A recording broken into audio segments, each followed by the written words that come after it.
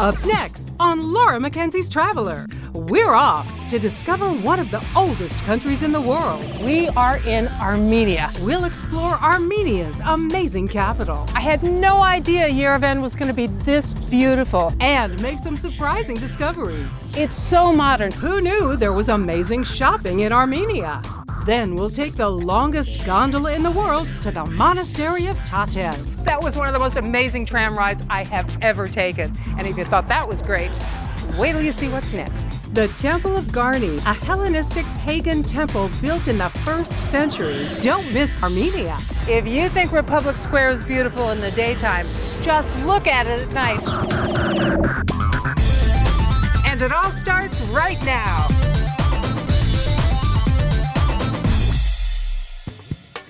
We are in a country on the edge of Eastern Europe, and it's one of the most beautiful that I've seen. Hi, I'm Laura Mackenzie, and we are in Armenia. I am so excited. I'm going to show you the capital of Yerevan. I'm going to take you to a cathedral that's almost 2,000 years old. I'm really excited, and I can't wait to show it to you. Our fatherland, free, independent, that has for centuries lived, is now summoning its sons to the free, independent Armenia. The powerful opening lines of the Armenian national anthem speak volumes of the small republic that embodies one of the oldest cultures and countries in the world. An incredible 3,500 years of recorded history chronicle Armenia as a great power just before the 1st century AD, becoming one of the oldest, strongest, and most culturally advanced civilizations in the known world, whose borders stretched from the Caspian Sea to the Mediterranean. Today's Armenia is a fraction of the size of ancient Armenia and the smallest of the former Soviet republics. But for what it lacks in geographic size, it makes up for in the warmth and welcome of its people, the beauty of its landscape, an undeniable history, and the power of a persistent and unwavering culture. Yerevan is Armenia's capital, and Republic Square is the heart of the city. Wow, I had no idea Yerevan was going to be this beautiful. Now, this is the city center, and to give you an idea of what everything is, over here, that is the History Museum and the National Art Gallery. But look over here, this sort of pinkish building, that's the office of the Prime Minister. And you see the clock tower?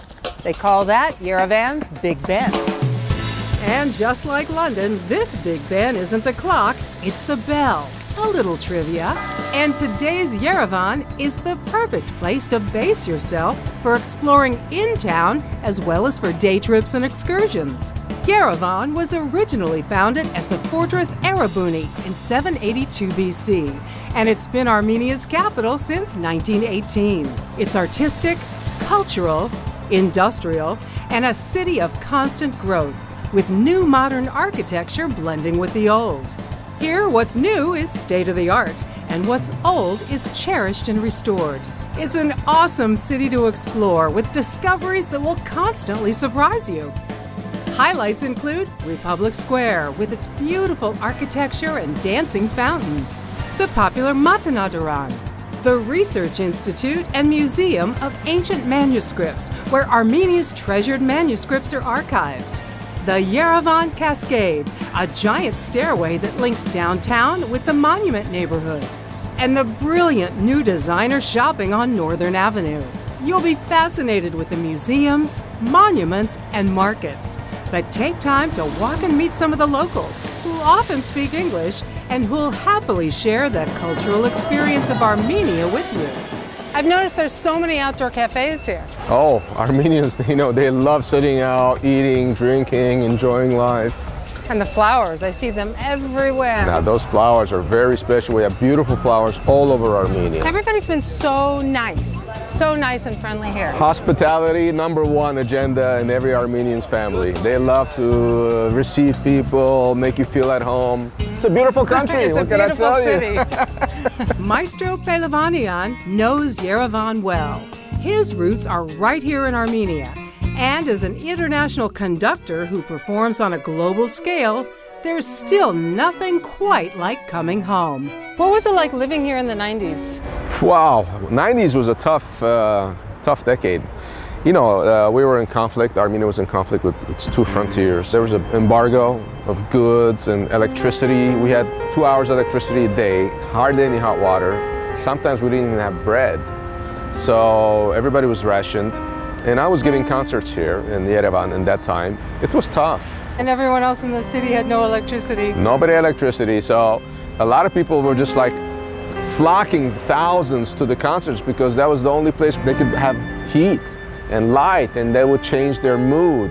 And then obviously we're doing concerts, getting music to them, so they were really happy. What about your musicians? And my musicians, yeah, those are tough. That was very emotional because a lot of my musicians were walking to rehearsal from very far away. They had no transport, and I could tell on their face that they were like hungry, problems at home, no food, so I could really tell, you know. But as soon as I began to conduct, they just went, wow, just energetic, and they start giving me all they had and forgot all their problems.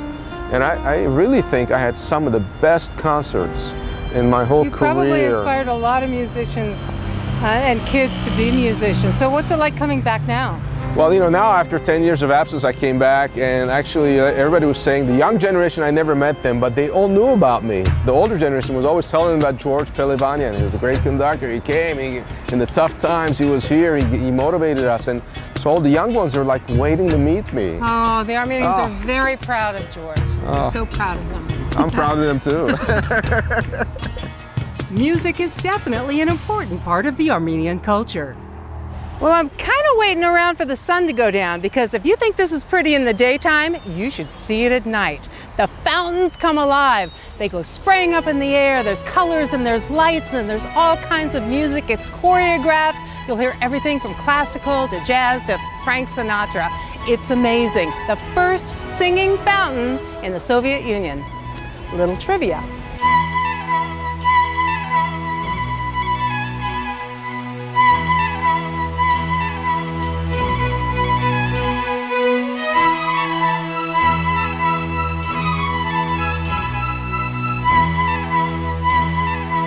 Pride is woven into the fabric of Armenia. But there is a grisly episode in this country's history that's too often unrecognized: the Armenian genocide. This is the most important museum in Yerevan, chronicling the history of Armenia leading up to the genocide of 1915, as well as the events that followed. Under constant threat of foreign domination, historically, Armenia suffered at the hands of many, the most brutal of which was the Ottoman Turks. Thousands of Armenians were massacred in 1894 and 1896, but by far, the most horrific massacre took place in 1915 during the First World War, creating hundreds of thousands of refugees who have relocated all over the world. The Armenian Genocide Museum was built in 1995 on the 80th anniversary of the Armenian Genocide. It was built to raise awareness among international community and to prepare a documentation on the Armenian Genocide. The Armenian Genocide Memorial Complex, built in 1967, is the official memorial dedicated to the victims of the genocide and a must-visit while in Yerevan. In 1965, on the occasion of the 50th anniversary of the genocide, demonstrations were held in Yerevan, and after these demonstrations, the Soviet government of Armenia permitted to construct the monument with eternal fire. And still the anthem continues. Here is a flag for you, my brother, that I have sown over the sleepless nights and bathed in my tears. The flag, long an important symbol of Armenia, it's another powerful reminder of what Armenia stands for. So, do you know what the colors of the Armenian flag mean? I know 2 out of 3. I know red is for the blood, blue is for the sky, but I don't know what the orange is. The orange you don't know. Okay, Yeah. it's important because it means the apricot, the fruit. Because Armenian people are so hardworking, they put so much effort in cultivating their lands, and we have one of the most tasty fruits and vegetables in the world. There you go, now we know. Coming up next, who knew there was amazing shopping in Armenia? This was the biggest surprise to me. And some fascinating day trips. Laura, here, look. First century Aramaic graffiti. Unbelievable. Here's a tip. The water in Yerevan is clean and safe to drink. However, bottled water is recommended in the countryside as it comes from wells.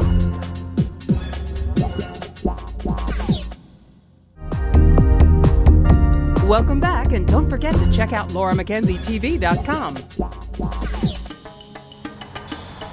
After 7 decades of Soviet rule, the Republic of Armenia gained independence in 1991. And today's Armenia welcomes visitors with open arms. Of most importance to the foundation on which Armenia was built is its religion. Armenia was the first declared Christian state in the world in 301 AD. Once home to Mount Ararat, where it's believed that Noah's Ark rested after the Great Flood. It's a holy mountain that can still be seen on the horizon from Yerevan. Yerevan is an outstanding city with a rich architectural heritage that's constantly evolving and thriving. Home to magical pomegranates, warm welcomes, and a commitment to culture so strong you can feel it. The capital and largest city in the Republic of Armenia, Yerevan is one of the oldest continuously inhabited cities in the world. Founded in 782 BC and a proud, integral part of an incredible 3,000 years of recorded history. It's modern yet classic, with an eye on the future and a legendary past. Yerevan is one of the leading cities in the mountains of the South Caucasus, the capital of a republic that has connections all over the world. Yerevan is a popular destination for visitors, with historic and religious sites, high-end fashion shopping, and incredible architecture bridging past and present. A very safe and family-friendly city with parks and fountains and sidewalks for leisurely strolls lined with cafes. Armenian coffee is delicious and strong, but its preparation is also a work of art. There you go. And so you pour this into here? Yes. Beautiful.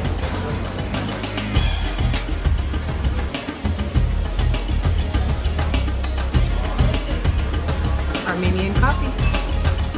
Armenians have a very strong sense of family, and the locals are just waiting to show off their pride and joy.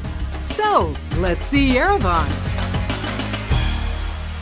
Starting with a major symbol of Christianity is the logical first step here, because religion is a cornerstone in Armenia. And as the first country to adopt Christianity, the practice and the history is built into the very fabric of everyday life. A must-see near the capital of Yerevan is the mother cathedral of the entire Armenian church. It's known as the oldest Christian cathedral in the world, dating back to the 4th century. And according to its name, this is where the only begotten descended. Teach me how to say the name of the cathedral. Echmiadzin. Echmiadzin. Yes. Yes, okay. I heard it was almost 2,000 years old, is that right? Right. The first stone was put in 301 AD. That's Really? Have you been here before? Yeah, like 15 years ago I was here. And these are the tombs of the popes? Right. All the Armenian popes are buried here. And well, what's really special is that one, the latest one, Karakin Gatoigos, was a friend of mine. No. Yeah, I knew him as a kid. We used to box together in his office. Oh, how special. And he was the priest that wed my mother and father. That's amazing. So it's a real personal friend.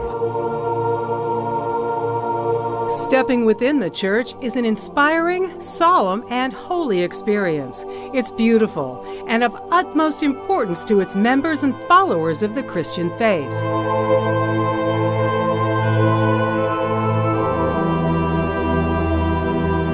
So do you know what some of this means? Oh, there's so much stuff on this. This is like ancient. You know, in Armenia they call khachkars, cross, stones cross. There's a symbolism of Christianity. Actually, these things came about right after Armenia became Christian in the 4th century, 301. And everybody began to have one of these because they used it for births. The kings used them when they had victories.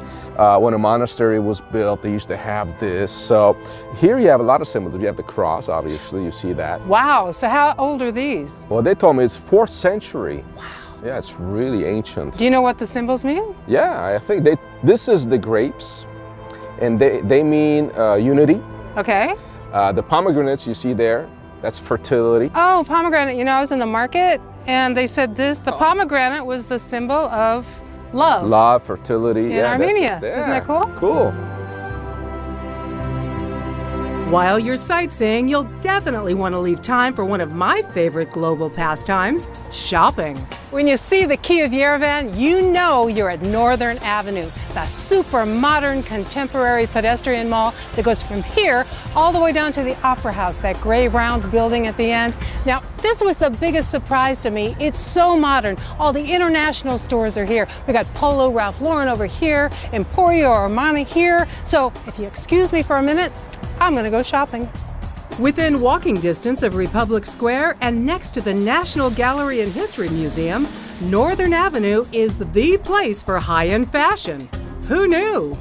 Exploring Yerevan is an eye-opening experience, and a general understanding of Armenian history will definitely enhance several day trips you can take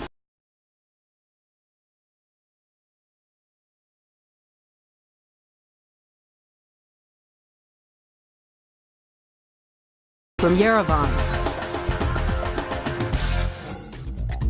Coming up next, just an hour from Yerevan, come face to face with the past. Unbelievable. In the middle of nature, it's just really quiet. And discover a medieval monastery with a never-ending complex of churches and caves. There's a church carved in the mountains. You go inside and you go into the rocks, and that's where they hold ceremony. Here's a tip. The SAS supermarkets in Yerevan are open 24 hours a day, 7 days a week, selling food, alcohol, and beauty products, plus have a bank and ATM. Welcome back, and don't forget to check out LauraMackenzieTV.com. There's so much to see and do in the Armenian capital of Yerevan that it's easy to forget that there's even more to explore nearby. The Temple of Garni is about an hour outside the city.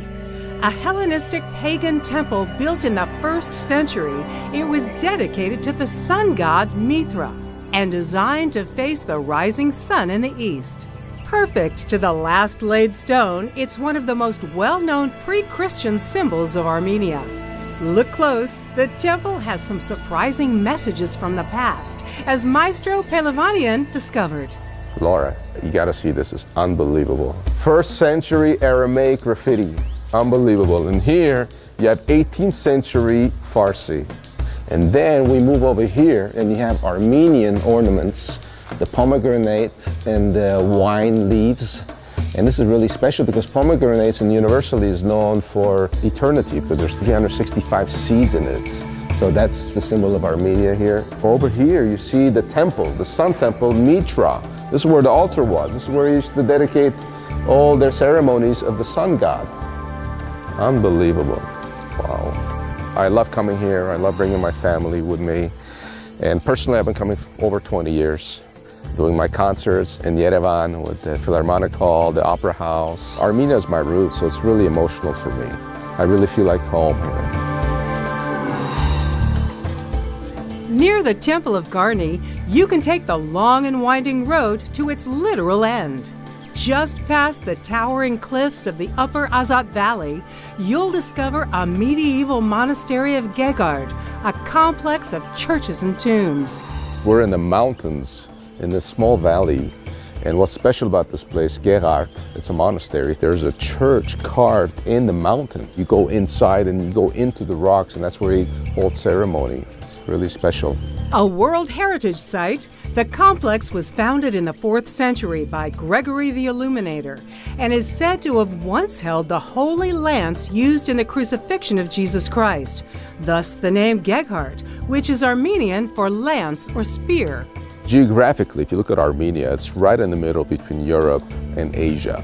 So all the big civilizations in the world passed through here. The Greeks, the Romans, the Mesopotamians, the Assyrians, you name it, the Persians, everybody went through here. What's special about it is that Armenia was always surrounded by non-Christian countries, and it's always kept its identity, its religion, and its language. It's one of the oldest languages that we have in the world. Armenia was the first state to accept Christianity as their official religion in 301 AD. Christianity is part of the culture, and you see churches, thousands of them, all over the country. While you're here, make sure to look for the khachkars, the finely carved stone crosses that are symbols of early Christianity in Armenia. For carving on a grander scale, step inside the monastery. This cave is amazing. If you look up here, you'll see a hole in the roof. It was built from top to bottom, carving these columns and arches as they came down, and it took about 10 to 15 years. Now, the nobility in the area built it as their mausoleum, and behind me here, you can see the tombs on the ground. Well, they were built flat, allowing people to walk on them, and that way the nobility felt that they were still serving the people. But what's really special here are the acoustics. Listen. Ah! Can you imagine a choir in here? Well, they bring choirs in here, and if you look over there, you'll see a hole at the bottom of the wall there. That's so that the music from the choir can funnel into the church. It's amazing.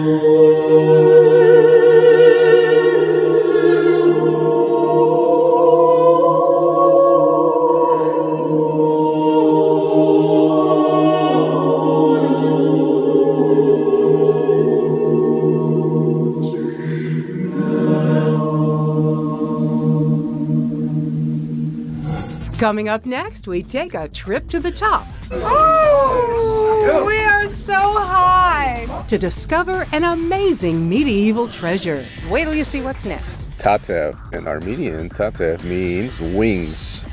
Get me up to God with my wings.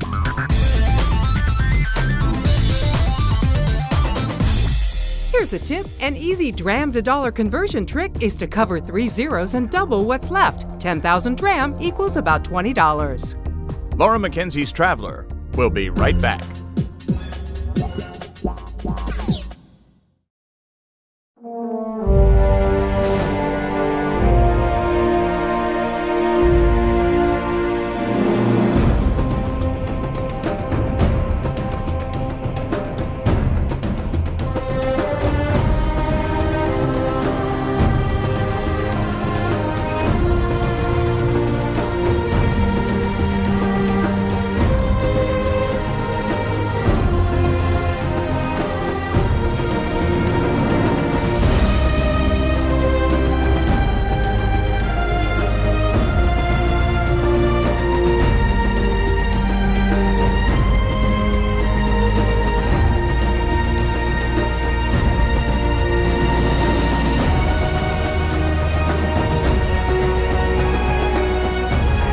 For more information, call 844-383-0003 or visit ArmeniaTouristBoard.org. Welcome back, and don't forget to check out LauraMackenzieTV.com. After spending a few days exploring the capital of Yerevan, seeing the sights and taking day trips into the mountains, you can extend your vacation with an excursion to the village of Tatev. And getting there is an adventure in itself. Wow, it's so beautiful. The Tatev funicular, also known as the Wings of Tatev, holds the Guinness World Record for the longest non-stop double-track cable car, which means incredible views that will literally take your breath away. Oh, we are so high.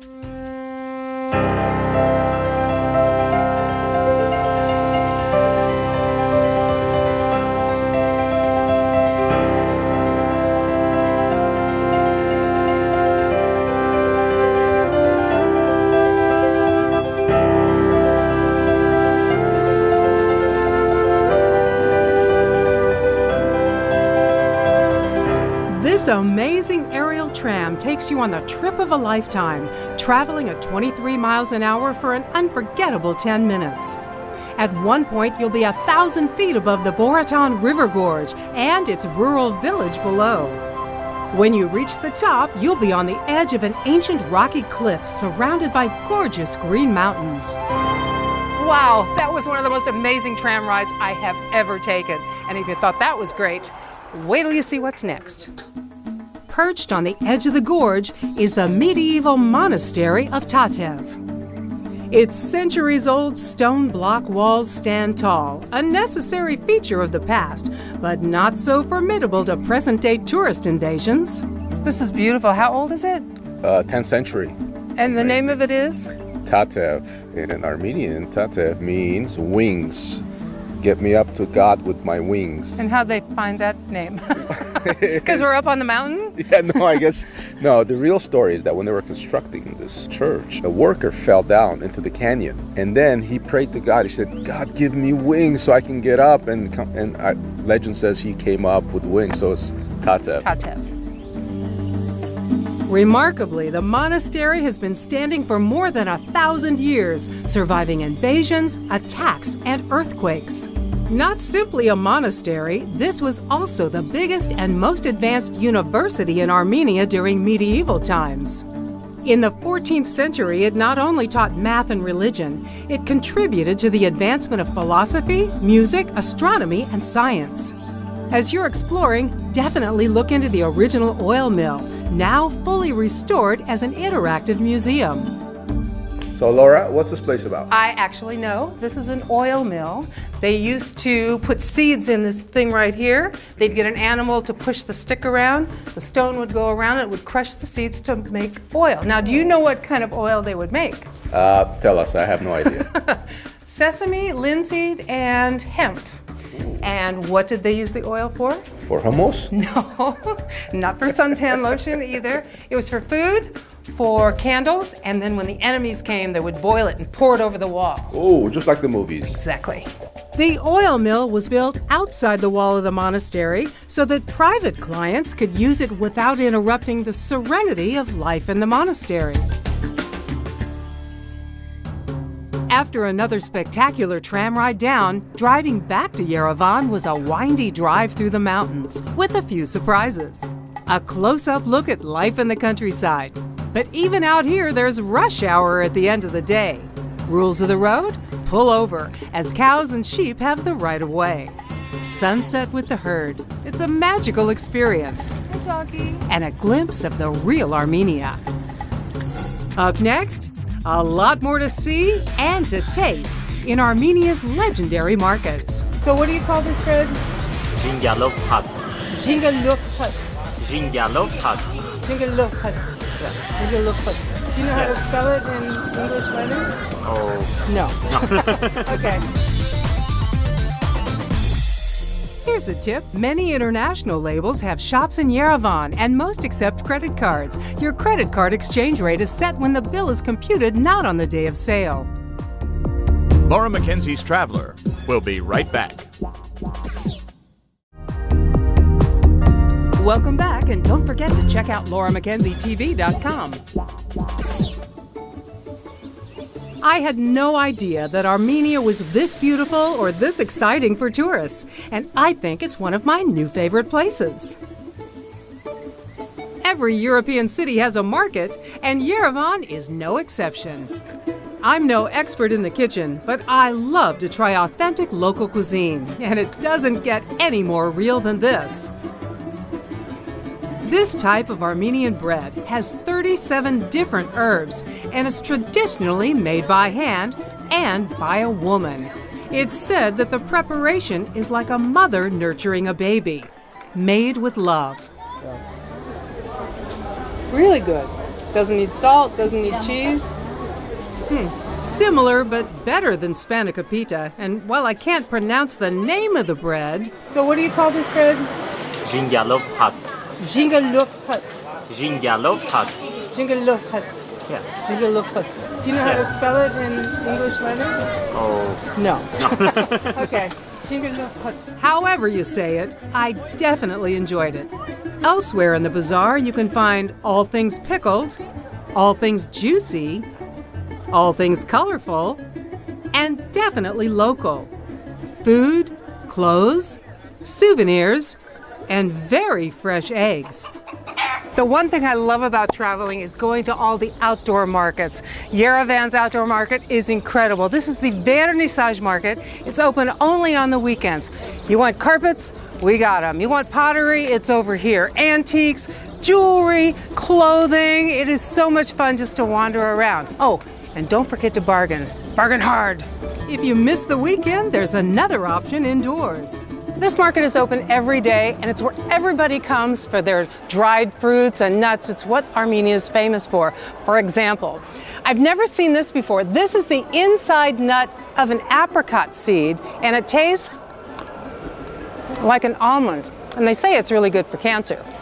Now, normally, dried fruit that we're used to looks like this, but look at these over here. This is so big and juicy. This is a tomato. Not sure what this one is, but I do know that this is watermelon. Isn't that just incredible? And this is regular melon. Apricots, of course, apples over here. Oh, this is really great. This is what they call Armenian Snickers. Can I try? Yeah? Grape juice nuts. Grapes. It's grapes and walnuts. Armenian Snickers. Same consistency as a Snickers, a little chocolate flavor too. Want some? Now this is a persimmon. I always thought persimmons were sour, but this is a really sweet one. It kind of tastes like a fig. And you can taste anything you want. It's really great. And if you're thinking, that is great, but how do I get it home? Not to worry. They have them packaged so you can take them home as souvenirs. Easy, right? Until it's time to pay. How much is that one? This assortment, this 5,000. 5,000. Okay, so to figure out dram to dollar, it's about 500 dram to the dollar, but the easy way to do it is cover up 3 zeros and then double what's left. So 5,000, cover up 3 zeros, double it'd be about $10. So that's a really nice present for mom. But there's lots more to see here than just fruit. And remember, labels can be deceiving. Now, what it says on the jar is not necessarily what's in the jar. This is homemade honey. And he has different flavors over there. Of course, it says green peas on the jar, but I think they just recycle. Well, that's great. Armenia, Kelbajar. Nagorno-Karabakh. Oh, from Nagorno-Karabakh. Karabakh. Honey is fabulous. And you have different flavors of honey. You know what I think is great? The signs are in Armenian, Russian, and English. That's great. So we have cilantro, turmeric, groats, chickpea, and this is, it says lollipop. It's just crystal sugar. This is incredible. Thank you so much. And if you look up here, you see the baskets. They told me that people come from Russia and other countries, they come here to the market, they take those baskets, they fill them totally up, and then they carry them right on the airplane. The airlines let them walk on with all this dried fruit and spices. It's great. The variety here is staggering, and my favorite has to be the staple of every Armenian meal, lavash. The lavash is the traditional bread, and there's a couple of different kinds. This one is just white flour, and it's baked, and you can see it's kind of bumpy. Both of these are from the village of Geghard. This one is the local flour in Geghard, and that was baked there. Geghard is where the monastery is. And look, they are just paper thin, just gorgeous. And best of all, I got to see how lavash is traditionally made. Oh, look at how beautiful that is. Traditional Armenian lavash. We are making it in the only way to make it. It's an Armenian oven that's like a tandoori. So she has her dough already. The next step, she puts it on this big pillow-like thing, stretches it out, gets it as thin as she can. I don't know how they do that without putting holes in it. And then watch this. This is the best part, putting it in the oven. Here we go. Slaps it on the side of the oven. And it stays there for what, maybe 20 seconds? And this is how they make traditional Armenian lavash. And trust me, it's delicious. Woo! Hot lavash. Amazing. Bravo. The only thing better than making lavash is eating it. Can I try a piece? Yeah. Yeah. I mean, look how thin this is. You can see right through it. It is so fresh. And fresh is what it's all about. No wonder Armenians are masters of hospitality. Everybody's trying to feed me. He just brought me over some of the local cheese. You just basically put everything in lavash and roll it up like that. It's very good, like that. For you? Up next, beauty and art meet culture and tradition for a family photo.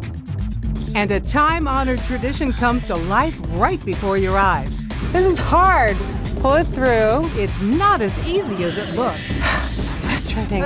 Let me see you do fast. And the nightlife in Armenia, from the traditional to the tremendous. Check out these lights. Here's a tip. You can email your hotel concierge in advance for restaurant, driver, and tour reservations so you can plan your schedule before you arrive. Laura Mackenzie's Traveler will be right back.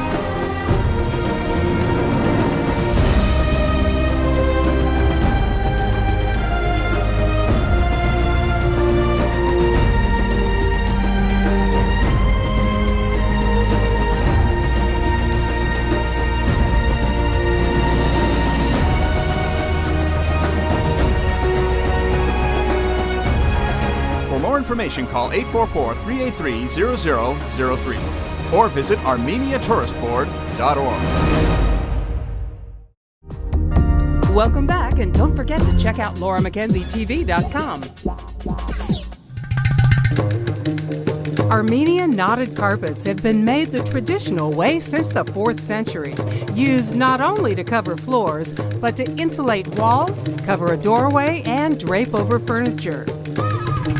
Here at Majarian Carpets, these centuries-old traditions are strictly adhered to, especially in the use of natural colors.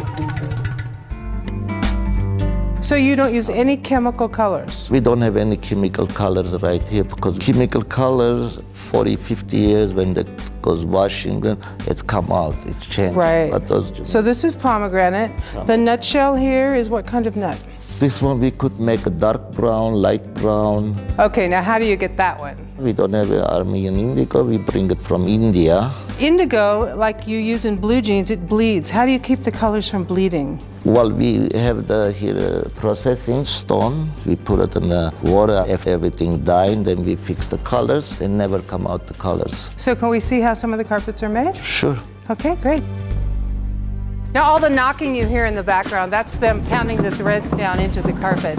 And these are a couple of different kinds. This is the knotted one, yes? Knotted rock. And what's the difference between the flat one? They don't put a knot. They're just going back and forth. It's just weaving, no knot, okay. Yeah, no knot. So these are cheaper and faster to make? Faster and cheaper to make. And this is a different kind, it's a kilum, yeah? Yeah, kilum. Are they the same on both sides? Yeah. Yeah, that's great. So when this side gets dirty, flip it over. Let's go over and look at them making the carpet.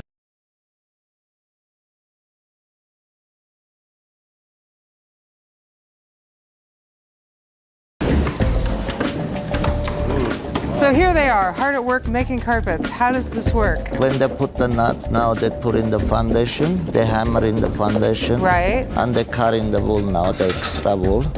And as soon as they do that, They start making knots. yes. How long does it take to, say, make a piece about that big, like a square meter? Well, a square meter about 1.5, 2 months. 2 months? Wow. 1 meter about 2 months, 1.5 months. Let's walk up here because I can see that they're doing their knots over here. You told me earlier there's 3 different knots? Yeah, 3 different Persian knots, Armenian knots. It's a double knot. This is the pattern? This is the pattern. And each one of the squares? Each square is 1 knot. So they have to look at those knots and they put the wool exactly which color is where. It goes so fast. Well, you see that's the experience. When they look at one and they know how many, 3 or 4. So they just do it by eye. They don't lay the pattern on the carpet first? They turn it. That's amazing. Can you teach me how to do a knot? Sure. Okay. This is hard. Pull it through and hold it, and then we get the back one. Okay. This one. Okay. She's going. No. Pull it through. In my mind, I can see it. I can see it. It's so easy. Okay, let's try it again. I take this one, put it through. Oh, under. Okay. And and like this. Yes? No. I'm gonna have to leave this to the expert. I'm just not a good carpet weaver. Thank you. It's so frustrating. Let me see you do fast. Look how fast she does. So good. It looks so easy. Thank you. After spending some time shopping for carpets, you can take a break with some traditional food and entertainment. And every Armenian dinner has a first course consisting of lots of small plates, and always with their famous lavash. Okay, our dolmas have just come off the stove, so how do you eat them? Please help yourself and take as many as you want. I'll start with one. Yeah. Put some matsun over it. Yogurt. What is matsun? It's Armenian yogurt. Very nice. Meat and rice. And now for the taste. We also like it with garlic as well. Ooh, that would be good. It is really good. Much better than any dolma I've ever had before. So now we eat. So far, I've seen a lot of history and culture, but now I've found a new way to live it. A great thing to do when you come to Armenia is to get outfitted in the traditional dress and have your photo taken. And you can do it with these 2 ladies right here. Can you tell me what I'm wearing? Traditional Armenian clothes, particularly this one, the one that you wear, is from Vaspurakan region, belonging to 17th century, and it is handmade with a special prawn. Your headband, it has the tree of life on it. Taking photos in traditional dress is fun, but it also has a deeper meaning and purpose. We are cooperating with Terian Cultural Center in a way that people wear the traditional Armenian clothes and get photos, and not only share among different people the traditional Armenian clothings, but also they get the family photos, which is the main important role. The main goal is to keep the heritage that we have gained from generation to generation and to show among youngsters nowadays.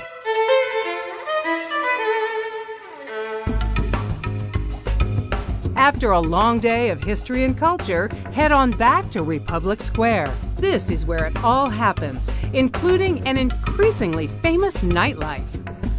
If you think Republic Square is beautiful in the daytime, just look at it at night. I mean, check out these lights. And do you hear the music? Don't miss the fountains. After dark, the fountain really comes alive, choreographed to music ranging from rock to classical for an hour of uninterrupted magic. Afterwards, the night is young with time for another traditional Armenian experience. You want to have some fun? You have to go out to one of the folkloric shows, and here they really get into it. And surprisingly, the food's really good. Want some bread?